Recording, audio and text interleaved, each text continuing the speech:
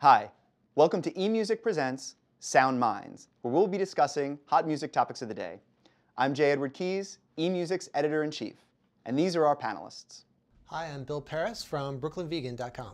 I'm Maud Deitch, editor of Pure Volume. Hi, I'm Amrit Singh. I'm the executive editor of StereoGum.com. I'm Nicole Sia from MyDollar.com, pop music blog, and Lady Gaga hub of the universe. With Twitter, fans get a more direct connection to the band and they can hear what's going through their head at all times. I guess the thing I'm wondering is that a good thing? Is there a downside to oversharing about yourself on Twitter, and do you run just as much risk of alienating people as you do drawing them in by sharing your every thought? I think that there's certainly a risk with social media. If you're an artist, it's a matter of striking the right balance. You can still cultivate some degree of mystique and obscurity by just not tweeting. I love it. If you're an artist, get on Twitter and sign me up. I want to be your friend and I want to follow you, especially if you're like trashy and you run your mouth. Give it to me. Entertain me, because I will buy your records.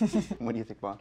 I definitely agree. I mean, for me, the most sort of appropriate example of this is with Best Coast.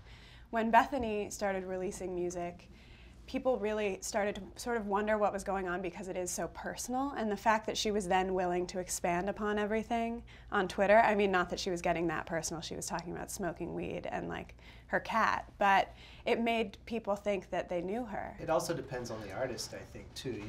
You don't want the knife going on and be like, God. my God, so drunk right now. You know, it's got to be a natural extension of the person or the band or whatever. Have any of you guys ever see it go horribly wrong, where you're following someone's Twitter and just be like, do we have to talk about Chris Brown? We can definitely talk about Chris Brown. Chris Brown. That's going terribly wrong, but also he's digging his own grave, so whatever. But like, where are his handlers? That's when like you need a professional to come in and say, put down the BlackBerry. Like, we're taking this over now. You're gonna show your new video and you're gonna show this fun twit pic on set, but you're not gonna have any opinions because they tend to make people very angry. So who do we think is doing social media well? Lady Gaga for sure. I mean, here's a woman that has created this unquenchable thirst in her fans, and any nugget that she gives them just gets eaten right up.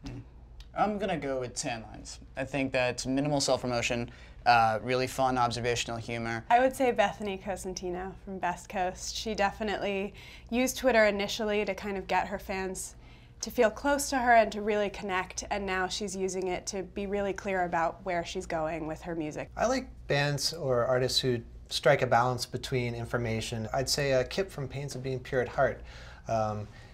He'll give you tour dates and updates, twit pics or whatever from wherever they are, but he'll also express fandom. Like, he'll be like, I saw this amazing band last night and you should check it out. And I really like people like that. So there you have it. Oversharing in social media, well-managed social media especially, is the way to go. So thank you to our panelists for joining us today, and thank you for watching.